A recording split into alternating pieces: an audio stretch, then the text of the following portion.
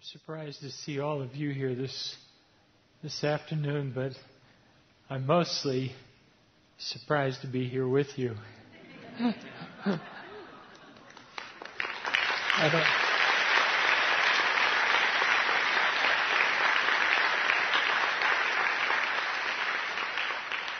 I don't usually pay much attention to what I wear, but I have Dockers with elastic waisted up here so that I can get them down when necessary.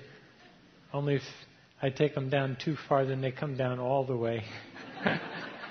I had 3 pastors were visiting us at the house, and I was in my study showing them, the prop from my dad's plane and some things I brought back from the jungles. And when I turned to take them back to the family room, it was winter. Now, we don't have much winter in Florida, but it felt like somebody opened the window because I felt this draft, and I looked back to see what they had done, and they were both looking at me down here.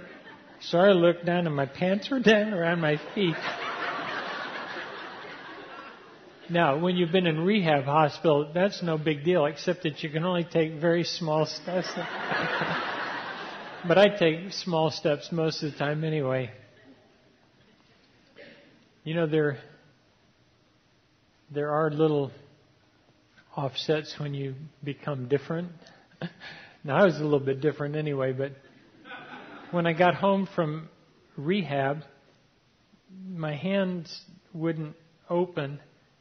So I thought, there's got to be a way to get that hand to open. So I thought, I know what to do. I'll take 2 pieces of wood and I'll hinge them together a little bit apart, just about the width of my fingers. And I put some padding on it that I can heat, like rice in a sock, and we'll put it in the microwave, and then we'll put it in there, and I'll smash my hand down, and then when it comes out, it'll be straight for a little bit. So I talked Jenny into taking me to Lowe's. I was in my wheelchair, but I could pull myself with my heels, but we had to go to the far end of the Lowe's store, and by that time, I couldn't pull anymore, so I started pushing myself. And Jenny would say, watch out, there's some people, and I'd slow down because I can go really fast backwards. And then my feet gave out there after we got the thing. So Jenny was carrying this 1x6, about 12 feet long, and she had some of those insulation that goes around tubes. Hi, Sherry and Jim. And she had that over, and then she had some screws and things. And then I couldn't push anymore, so she had my wheelchair by the one handle and was pulling me, and I was trying to steer with my foot.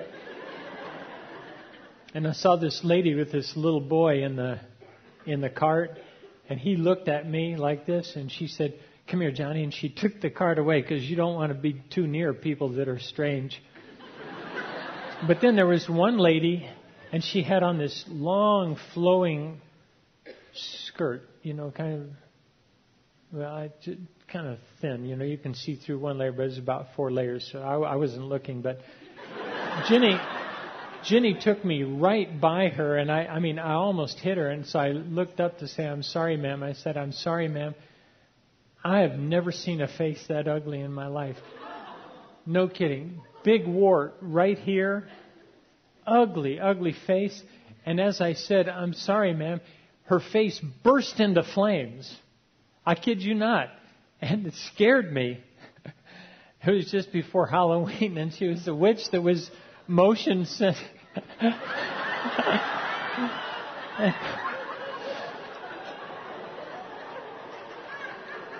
So now I have to shop at Home Depot.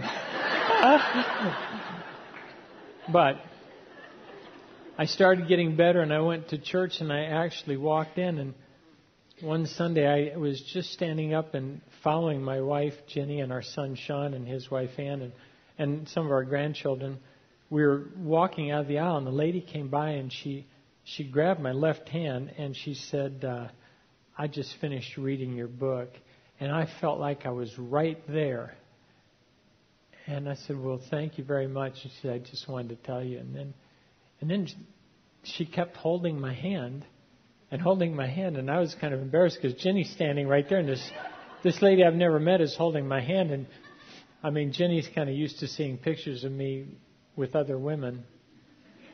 It's okay now because my hands don't feel anything. So, but this woman kept holding my hand. It was really getting embarrassing. And so finally I looked at her and I said, "Ma'am, are you holding my hand or am I holding yours?" And her eyes got real big and she said, "I was holding yours. Now you're holding mine." It's just my left hand. I can't let go, so you got to pull. I've never seen her again. But that's not the worst of it. Our doctor, I have a doctor that takes care of me, volunteer. But he and his wife and their 2 little kids came down to visit us in Dunellen. And when it was time to go, their little son, well, I won't tell you his name. Well, his name is Robbie. But Robbie didn't want to go because he was making forts all over. We have 7 acres of woods and a couple horses and a pasture. And so he did not want to go home to a little house, in a subdivision. So Robbie pushed his mom and said, "No, I'm not going home." And I was talking to her, and so I thought, I better get out of here. So I turned to leave, and my right arm wouldn't come with me. So I pulled, and I turned back, and she had this blouse with an elastic collar on it. And my arm from the elbow down was inside her blouse. And every time I'd pull, I would just pull her blouse out and I'd say, "Whoa." And I can't close my eyes because I'll fall down. So I was trying to get loose from this lady. And wouldn't you know, I turned around and there's her husband had just stepped in and I've got my hand in his wife's blouse. And I thought, what do I say now? And finally I thought, my hand is turned out. And I can't feel, so it's not sin. And then she lowered down a little bit and I got it out. So not many women come to our house to visit anymore. But you know what? It's not all fun. I have found that when I sit in a wheelchair and other people are standing up, you know what? I'm less than they are. And people will stand right above me and talk about me as though I'm not even there. And that's been really hard to get used to. Because I wanted to say, my body doesn't work, but my mind is still here. I'm still a person.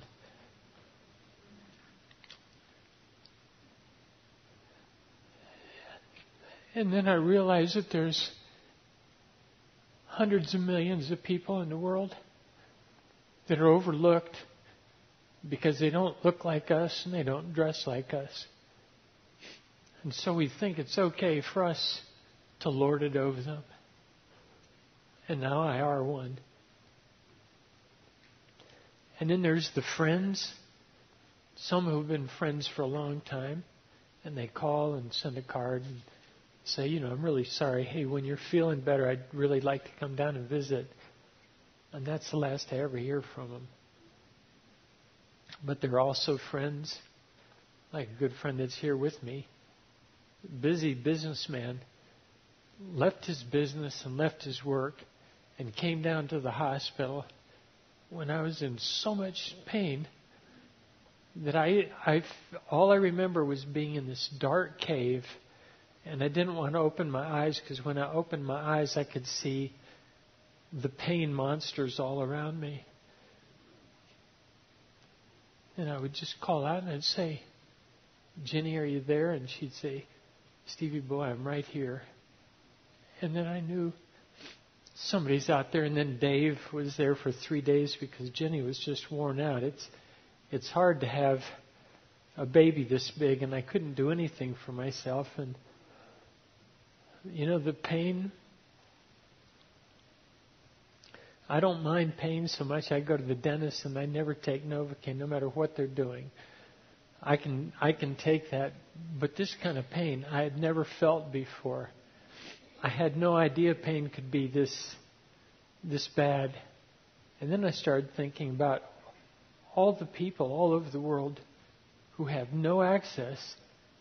They don't have Tylenol or ibuprofen. They don't have anything. And they don't have people who know how to take care of them. And here I had people all around me and giving me medicine whenever I needed it, and surgeons to take out the back of my backbone, which I think I appreciate, but now there's nothing to hold my shoulders up, and so I've just had months and months of excruciating pain. And I've been telling lots and lots of people that you have two choices in life. Either we let God write our story, or we try to write it. But in North America, our standard operating procedure is we ask God to write our story, but then we write it, and we really make Him our editor. And when we write it and it gets so messy and we get so tired and desperate, then we call Him in to come and straighten it out. But I've been reading this book. I highly recommend it to you. It's about missions and how to be a Christ follower. It's written by a whole bunch of people over a long period of time. They compiled the whole thing into one. I've got it in my iPhone now, even welded it on the language of the people who speared my dad to death. And I've never seen any place in there where it says that God wants to be our editor. He wants to be the author of our faith. And I have told people, when we let God write our story, He doesn't promise that all the chapters will be easy. The only thing He promises that in the last chapter, if not before, He promises that He will make sense of all the other chapters. And about the first week that I was in the rehab hospital, and really I couldn't find my arms. One day I woke up and I tried to pick up my arm and put it on my belly. That's all I could do. And I tried to lift it and nothing happened. And I tried to lift it and nothing happened. I thought, oh Lord, I've lost the use of my hand. And then something started hitting me in the side of the head. And I called the nurse in and said, something's hitting me in the side of the head. And she said, yeah, and she pulled it down. It was me. Well, I want you to know that this last year and a half has been a chapter that I never anticipated having.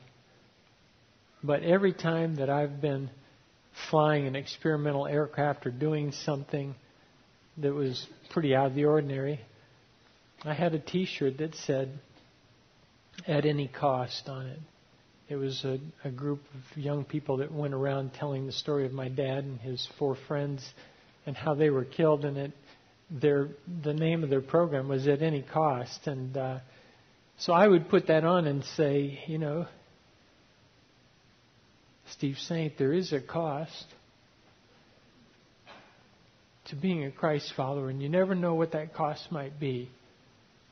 And I remember that morning when I was injured, I thought, all I'm going to be doing is testing a wing mounted to the top of a car, because we didn't have a wind tunnel that would go that fast, and we had a cheap old car that somebody had left at iTech. So I mounted the wing, and I had 2 straps like seat belts to hold this wing down. I needed to have it moved because I wanted to see how much lift it would generate. And I was in the back of this car, and it was a hatchback, and so I took the hatch off, and I was in the back. And we had a brand new intern at iTech. He'd only been there. That was his first morning. He'd only been on the job for an hour, so I figured he couldn't be very busy. So I said, "Hey, would you drive the car for me?" And it was time for our weekly update meeting, and I said, "Ron, just give me 2 minutes. I'll be right back." And I was confident that I'd be right back. I'm back now every once in a while, a year and a half later, but I had that shirt on. I decided, who knows when it'll happen. And now I want to tell you that I see things very differently. But I still say, let's let God write our story. And if hard chapters come, let's just trust that He will write it into His epic story one way or another. Okay?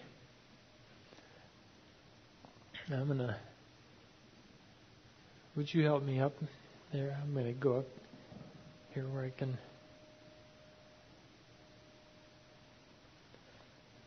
Okay. That's good. Thank you. That's good. I'm just going to sit down here.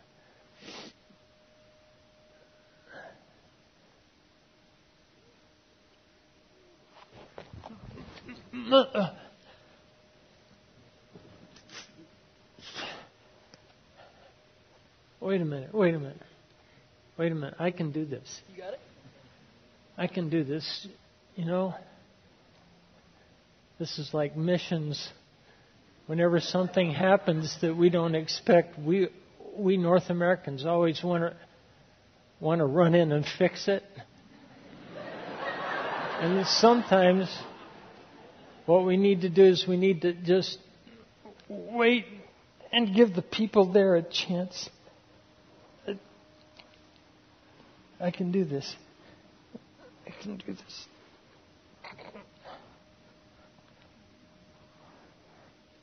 No, I can do this. I just need a chance.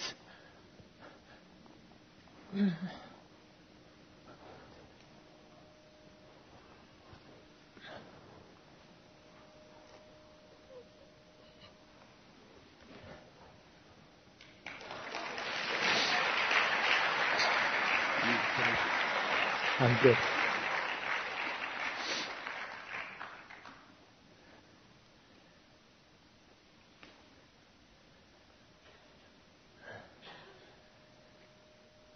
I didn't know if that was going to work or not. But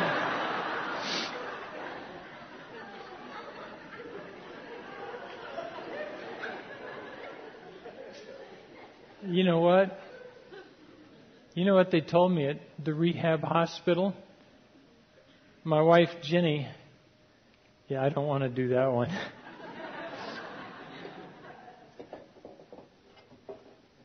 My wife, Jenny, and son Jamie's, wait a minute. Yeah, my wife, Jenny, and Jamie, my son Jamie's wife, made a huge picture of Jenny and me sitting by, we got a big oak tree out in the back, and we call it our family tree because we get all of our grandkids every year, and we go and they climb up in the branches of the tree, and Jenny and I sit down below. And when I was at the hospital, I just missed my grandchildren, 17 now, so badly. And so they made this picture and blew it way up and put it on the wall of my room. And every day, I didn't wear my glasses for 3 months because it didn't matter what I saw. All I had to do is wake up about 13 times every night in excruciating pain and try to get somebody to move my head a little bit so I could breathe a little bit better. And then in the morning when the light started coming in, I would look at that picture and that's what I'd say. I'm going to live for those kids. Because if I can't do anything else, at least I can love the next generation that's coming. And then one day, and Dave, I don't know where Dave, where are you? Dave over there was with me, and one of the therapists came into my room and said, is this all your family? And I said, well, this is all except for our 3 sons and their wives. There's 25 of us, I guess, now. And they said, that's going to be a problem. And I thought, what, are you kidding me? I've got 17 lovely grandchildren and 3 sons that have good relationship with. That's almost a miracle. And 3 daughter-in-laws who are loving and kind to Jenny and to me. I said, tell me how that can be a problem. They said, we are here. Our job is to rehabilitate you. Our job is to teach you how to do things in this new body. And they said, what's going to happen and that we see it happen over and over and over, is that when we have patients who have a big and loving family, what happens is we work and work and work to get them ready to do a lot of things that they don't know how to do now in this new unimproved body. And they said, and then we send them home, and the people that don't have anybody at home or maybe have a little bit of help, they progress. But those that have loving, big family around them, that family does so much for them that they digress. And I thought that's exactly what happens in missions. We go and thinking it's loving, we do for people what they can do for themselves. And in the process of trying to be Christ-like to them, what we do is we ruin the chances for them to do what God has called them to do. That is not loving. That is not kind. And that is not the way that God, through Christ, asked us to give His message to the whole world. And I'd like to ask you all to stop doing it. Because the end result is that we are undermining the very thing that we're trying to do. I got a little quiz for you. This is a real quiz. And you can volunteer or I'll call on you. I'll volunteer you. How many people approximately are there on this little tiny piece of dust floating out in the cosmos today?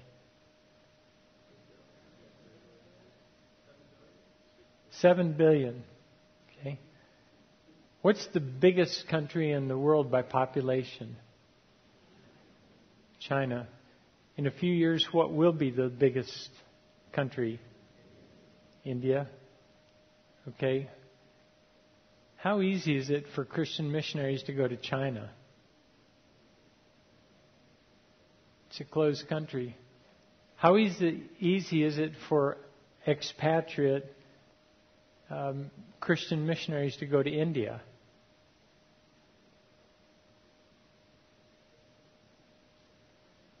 The doors there aren't open either. What's the third largest country in the world?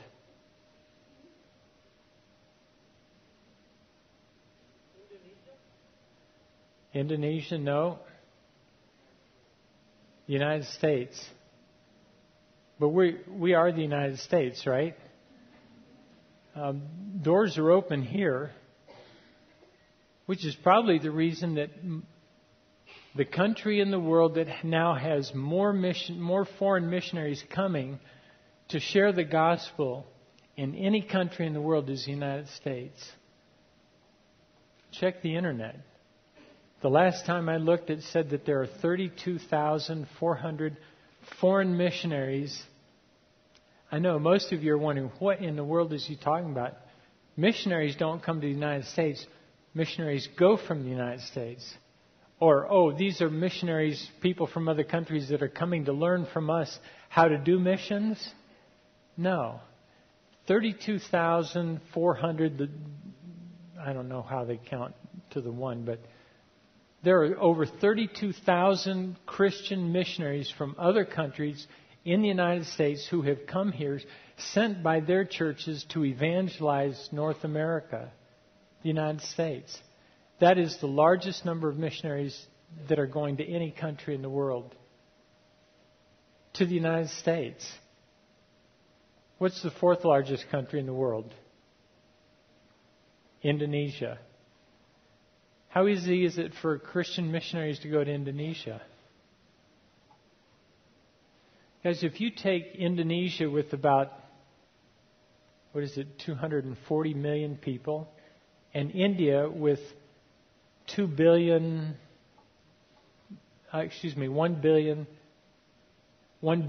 plus a little bit of people. I mean, what's a few million here or there? And then if you add that to China with 1,200,000,000 people, add those up. Can somebody do that? About 1 billion plus 1,200,000,000 200 million plus about 240 million. What do we get?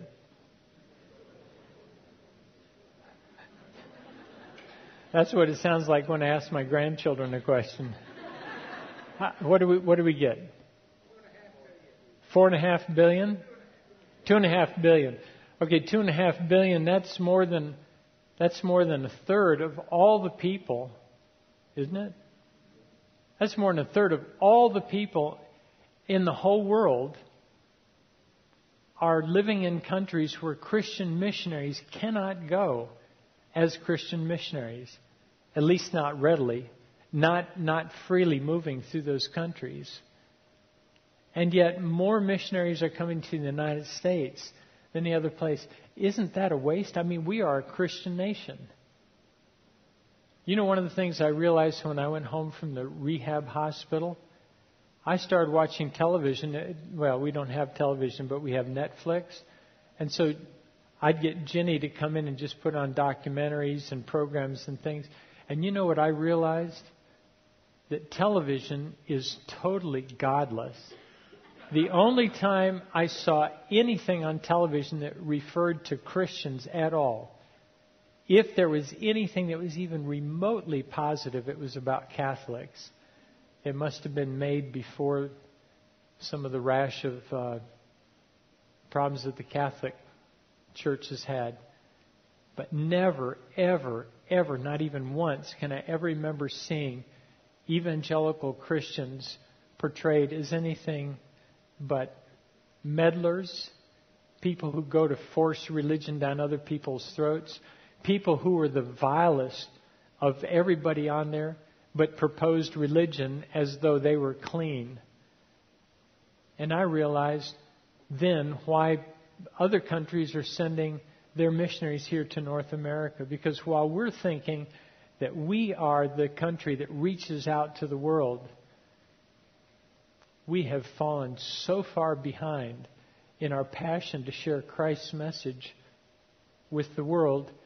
And another issue is that we keep doing it the same old way, even though it doesn't have a remote possibility of even taking Christ's message to the population growth, much less to the 2.4 billion people that not only haven't heard the gospel, but have no access to Christ's gospel. And if I read the book right, the same book that I was promoting a little bit ago, it says in there that Christ sent us to the whole world to make disciples. And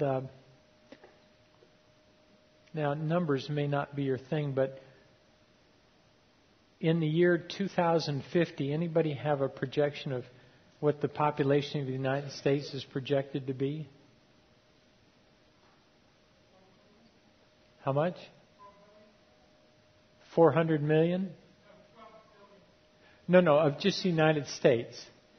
In the next 37 years. We're about 317 million now, right? How much? I think they're saying 418 million, something like that. Do you know how much they project that the population of India will increase in the next 37 years? 439 million. The population of India will grow more in the next 37 years than the entire population of the third largest country in the world. And guys, all I'm trying to say is, I got an iPhone, and this is, what is this, a C5? J5? Something 5. You know, at the rehab hospital, they kept trying to teach me to open these fingers, but I got a nerve damage comes through here. So these fingers, especially when I'm standing up, they curl in like this. Just right for that. You know, I don't even have to remember I'm carrying this. I could go into the bathroom and reach for the toothpaste, and I got my iPhone still there. And you know what I can do? I got notes for this meeting. We're so far off that there's no way of getting back.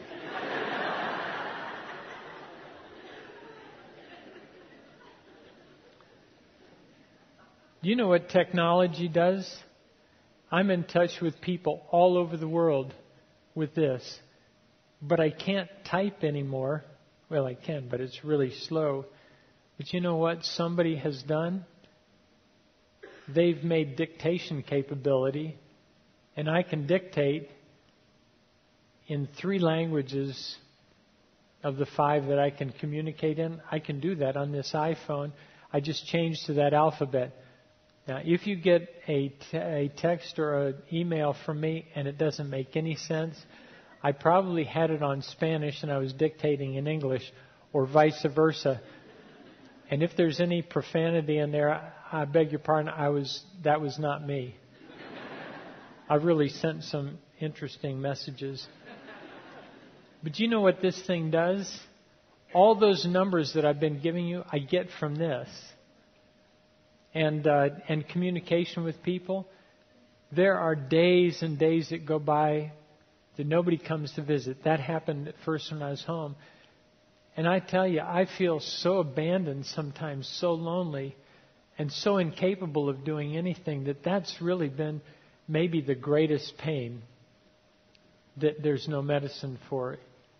Is just living in a body that can't do the stuff that I really wanted to do. Do you know what I've found out while I've been being like this? I've been reading and mulling over parts of that book that I've been studying for most of my life since I learned to read. And you know what? It doesn't say an awful lot about doing, unless you're reading James. You know what God is interested in us for? It's not about what we can do for Him. It's about what we might be willing to allow Him to make us be. If you read the book, it emphasizes a whole lot more being than doing. And yet, we just are so desperate to go help God do what He can't do without us. I don't want to belabor the point, but it does say in the book that one day we're going to stand before Wangungi, the Creator. And He's going to ask us, what did you do with the abilities that I gave you? What did you do with the opportunities I gave you? What did you do with the message that I asked you to take to the world? And I don't think when that time comes that it's going to do a whole lot for Him or for us to say, well, I was so busy that I missed what was going on. I was doing your work. And if He says, but you weren't doing it my way, so you weren't doing my work. What if He points out to us those 2.4, 3 billion people that don't have access to His gospel, and He's given us tools like this to use to take that message. We cannot keep trying to do missions the way we've been doing it. The people, our brothers and sisters overseas, are sending their missionaries to the United States because most of those people come from countries that the European Christians took the gospel to. Have any of you been in Europe recently? What country? France. How many in Germany? How many? Germany. France. England. And what's the condition of the evangelical church in those countries? Do you know that Europe is the most secular area of the world today? The only bright light where religion is growing is in Islam. And our friends and brothers and sisters in countries in Africa, seeing what has happened to Europe, are sending their missionaries here because they're afraid that the United States will become the next Europe. Now, my question for us this afternoon is, we are on our way down. We really are, economically, socially. I didn't recognize this before, but laying at home with lots of time to just think about the things that before I would get the information, but then I was off to do something and I would forget about it, and I'd come home and play with my grandchildren and chase Jenny, and I forgot about those things. But now, with my body unable to perform, I have lots of time to think about that. And God could work a miracle. But if the United States follows the pattern that other countries have followed, who are doing the things that we're doing, I dare you, if you're in business, or if you're a church like Southeast Christian here, tell the world that we're not going to allow the Boy Scouts to meet in this church anymore, because now they invite openly homosexual scouts to come, which means, it's inevitable. It's going to happen. The only bright thing that I see in coming in our future, if you're from the U.S., is that persecution is coming. It's already beginning. It's just nibbling at our heels right now. But you know what? When persecution really comes, then the Church of Christ in this country will become healthier and stronger. It will become much smaller. But we may, again, be able to call God, and He might bring a resurgence. He might bring a a revival here in this country, and that's what I'm praying for. But in the meantime,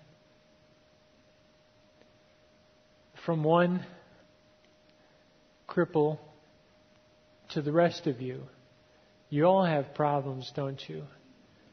But if we get together and if we can learn to love and care for each other, I think that we can go out and we can see, if we shouldn't be doing it ourselves, but there are lots of brothers and sisters out there who are already there, and they have lots of people, like Oscar Murillo said in The Missions Dilemma. How many of you have seen the Missions Dilemma? A few. I want to apologize to the rest of you that I've never pushed it. We filmed The Missions Dilemma right here. I went and interviewed people from countries all around the world, and I asked them, if you could give the church in North America one suggestion of how we could do missions more effectively, more sensitively, and more productively in your part of the world, what would you want to tell us? And because they recognized that I grew up tribal down in Ecuador, they really shared their hearts with me. And all The Missions Dilemma is me letting you see what those people had to say about what we should do. I strongly, strongly recommend it. It'll hurt a little bit, but it will help. Oscar Murillo, a pastor of a great big church in Nairobi, Kenya, told me what he thought about the United States. He said, you used to send missionaries here. They would overwhelm us. They would lord it over us. They would build the church building, and then they would govern the church, and they would support the church. And if they left, everything left with them. And after he got done talking about the things that we've done, he said, now you're sending your kids to us. He said, when your schools are on vacation, we have no ministry here at all. And I said, why? He said, because there are so many young people from North America coming here to do ministry. He said, and our time is taken hosting them and making sure that they have a good experience so they'll go home and send more young people here. And I said, Oscar, why don't you just say no? But you know what he said? In Kenya, we don't say no. And I knew that already because I grew up in Ecuador. But I said, Oscar, is there any role for the church in North America to play still in missions? And he said, oh yes. Oh, yes, absolutely. He said, you're the most creative people in the whole world. And we are still. We still are. Everything that we design, when China gets it, they just copy it. You can buy it about a year after the people that designed it here. We are the most creative people. And he said, if you people in North America would just do what you do best and let us do what we do best, together we could reach the world. I've just started my first project since the injury, and if I could just say, everybody's been calling what happened to me an accident, and I really don't think it was. I don't think that God looked away when that wing came out of the holder and hit me in the head and broke my head open and gave me such an incredible whiplash that I will be like this for the rest of my life, short of a miracle. No, I don't think it was an accident. I think it was just the next chapter for me. And God's got next chapters for us. If we will just work together and do what God has called us to do, to join with our brothers and sisters around the world, to reach the world for Christ. I don't know if you were here a few years ago when I interpreted for Eli Katachunga, and he was spoke in a plenary session. He's a Tikuna tribesman from the northwest corner of Brazil. And he said, after he talked about all the things that we were capable of doing, like he said, you people have airplanes, you have radios, you have radio stations. He said, you have outboard motors for your canoes and things. He said, you're very, very strong. And held up his arm and flexed his muscle. And he said, but my people can go through the jungles for weeks and not take anything with them. And he said, we're very strong. But he said, the question isn't how strong are you, how strong are we? He put his fingers together, which I've just learned to do again. And he held his hands up and he said, the question we need to be asking ourselves is, how strong are we together? And I think that's what God would be wanting me to say to you this afternoon. He says, my strength is made perfect in... Most of you will never have a chance to realize how weak you can really be. I can go to the bathroom by myself if it's we're medical, if it's just this, but if it's this, when I lose my balance and my hand goes, then it's really hard to get it clean because this hand doesn't work very good to get the soap and clean it off. Do you know how weak you feel to have to call somebody in to wipe you at my age? But it has taught me that God's strength really is made perfect in weakness. And I wouldn't recommend this to any of you who don't have it. But there are some things that I've been realizing that you probably won't ever have a chance to realize. And so I beg you, let's go like this around the world. They still need us, but we need them because this message is for everybody. It's the message of freedom. And if we go the wrong way, our helping hurts. And we don't want to do that because when we stand before the Christ who not only suffered, but he was embarrassed for us and then died for us, we need to be able to give a good account. My son Jamie is going to speak in the next workshop right here. You know what? We've been called to go make disciples. If you have children, that's discipleship. If you can pass on the faith that you have to your children who will pass it on to their children, who will pass it on to their neighbors and friends. That really is the way that we will reach the world. I'd really like to stay and listen to my son. I've only ever heard him speak one time, because when he's going one place, I was staying in bed at another place.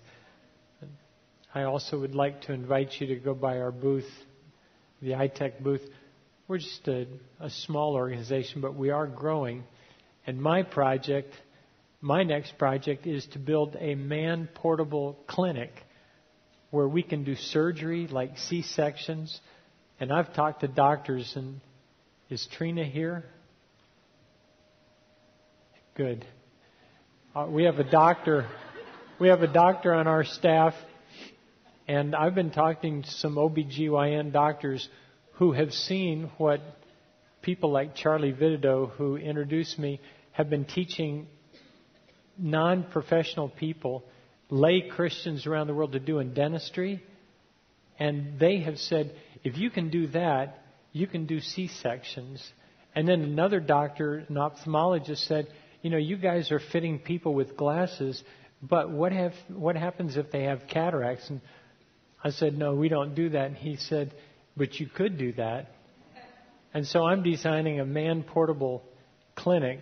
Starts with a tent with positive pressure. That's what God created me for. By the way, the hand masher, it does work. When I take it out, this hand is just as straight as this one, except for this finger. It's really straight. For about 10 seconds, it looks so nice, and then it goes back like this. Thank you for those of you who wanted to help. But don't forget, helping can hurt. God bless you all.